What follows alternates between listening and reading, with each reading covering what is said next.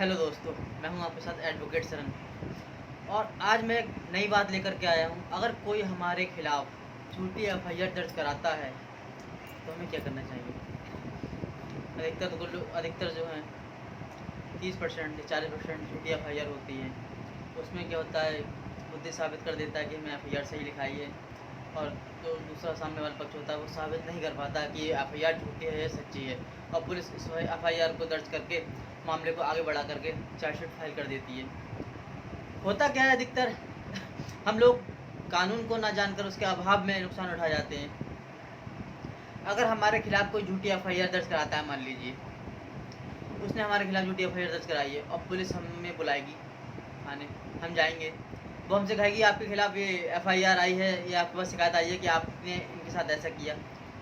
जो भी घटना उसे दिखाई हो, मारपीट दिखाई हो, या घर में घुस के लूट दिखाई हो, या गाली गलौज दिखाई हो, तो उसके कई कारण हो सकते हैं। उसने दिखा के एफआईआर दर्ज कराई हो, तो आपको साबित कैसे करना है वो झूठी जो एफआईआर वो झूठी है। मैं बताता हूँ। आज जब थाने जाएंगे तो आप बताएंगे कि आप भाई, अगर उसने झूठी एफआईआर भी दर्ज कराई है तो कुछ ना बात तो हो गया, आपसे कुछ ना कुछ तो होगा ही। चाहे वो प्रॉपर्टी को लेकर के अगर कोई मनमुटाव हो, या किसी अन्य कारण से आपके साथ कोई मनमुटाव हो गया हो, तो वो ना आपको सोचता हो कि किस तरीके से मैं इनको परेशान करूँ, तो वो झूठी एफआईआर का सहारा ले रहा हो। मतलब कुछ ना कुछ तो बात होगी, वरना तो ऐसे कोई झूठी एफआईआर किसी के खिलाफ निकला, कुछ ना कुछ तो होगा। प्रॉपर्टी का मामला हो सकता है, पुरानी रंजिश हो सकती है, कई कारण हो सकते हैं। उसमें होना क्या है, आप पुलिस वाले को बताएंगे। अगर वो मान लीजिए पुरानी रंजिश के खिलाफ आपको दिखाता, कोई घटना घटित दिखाता कि आपने उनके साथ घर में घुस के मारपीट की है, टाइमिंग भी बताएगा उसमें एफआईआर में कि इस समय और इस डेट को, इस दिन, तो करना क्या है आपको पुलिस वालों को ये बताना है कि आप जो वो समय उसने बताया है उस टाइम आप कहाँ थे। आप अगर सर्विस करते हैं तो आप सर्विस पे थे। अगर आप कहीं किसी के घर गए हुए थे तो जिसके घर थे उसका आप नाम लिखेंगे उसमें, जो आप अपने सफाई देंगे उसको लिखित में देनी है सफाई पुलिस वालों को। शिकायत जो आप सफाई देंगे ना, जो एफआईआर झूठी है वो भी लिखित में देनी है। उसमें आप लिखेंगे कि मैं किस रिश्तेदार किया था, कि कहाँ नौकरी पर था उस समय, उस दिन मैं यहाँ था, ये आप सब लिखित में देंगे। लिखित में देने के बाद में क्या होता है, आप जब प्रूफ कर देंगे तो पुलिस वालों को, जो सही सच्चा ईमानदार पुलिस वाला होगा, वो उसकी जांच करेगा, उसकी भी जो उसने एफआईआर में लिखाया है और आपकी भी जो आप उसको जो एफआईआर को झुठला रहे हैं कि झूठी है, दोनों को तथ्यों को मिलाएगा। अगर नहीं मिलेंगे तो ईमानदारी से जांच करेगा, और अगर एफआईआर झूठी पाई जाती है तो वो एफआईआर केस करके उसमें एफआईआर लगा देगा, फाइनल रिपोर्ट, मामला वहीं ख़त्म हो जाएगा। लेकिन मान लीजिए पुलिस वाला भी, अधिकतर क्या होता है कि पुलिस वाले मान लीजिए मिल गए उनसे, अपनी ड्यूटी ईमानदारी से नहीं कर रहे हैं, उनके साथ मिल गए हैं, तो आपको क्या करना है, फिर आपको एक लिखित में जो शिकायत पुलिस जो इंस्पेक्टर होगा, विवेचना अधिकारी, आप उसको देंगे।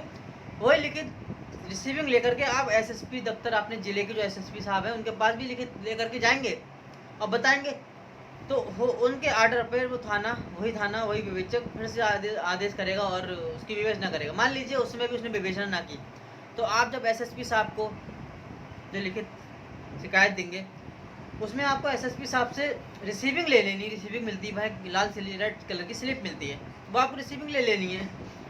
मान लीजिए आप एसएसपी साहब के पास फेस टू फेस ना गए, तो आप पोस्ट कर दीजिए डाक द्वारा, उसकी प्रूफ होंगे आपके पास, डाक रसीदें होंगी, वो रखिए।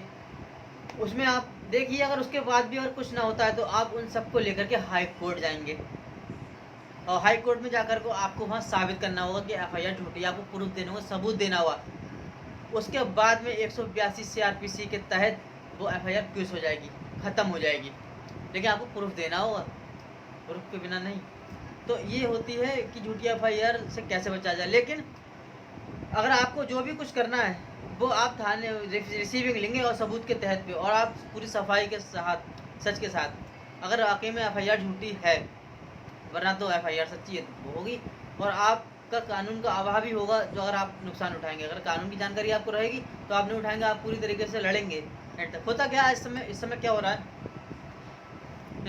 40% लोग 40% मुकदमे ऐसे हो रहे हैं कि आप देख रहे होंगे, इसमें न्यूज़ चैनल पे भी आता है कि रेप केसेस या छेड़छाड़ी, चौवन के केसेस बहुत आ रहे हैं इस समय। हद से ज़्यादा आते हैं। और होता क्या, हमें जब जाँच होती है तो आधे से ज़्यादा फर्जी निकलते हैं, झूठे निकलते हैं, सिर्फ इसलिए कि पैसे के लिए, कि हम किसी की भी झूठी एफआईआर कराएंगे। अगर वो उसमें जाँच होती है और थोड़ा तड़ा धमका करके, क्योंकि सीधा सीधा सज्जन व्यक्ति होता है, वो डरता है कानून से इन मामलों से, तो थोड़ा दड़ा धमका के हम पैसे ले लेंगे। और पैसे ऐंठने के लिए, ऐसा आजकल इस समय अधिकतर चल रहा है, 50% मामले झूठे पाए जाते हैं सिर्फ पैसे के लिए। ये लोगों ने कुछ बिजनेस भी बना रखा है, तो इसलिए जानकारी रखिए, और जानकारी बहुत ज़रूरी है।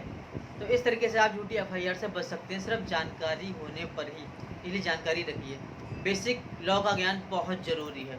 अगर मेरी वीडियो आपको अच्छी लगी हो तो शेयर ज़रूर कर देना और सब्सक्राइब भी। धन्यवाद।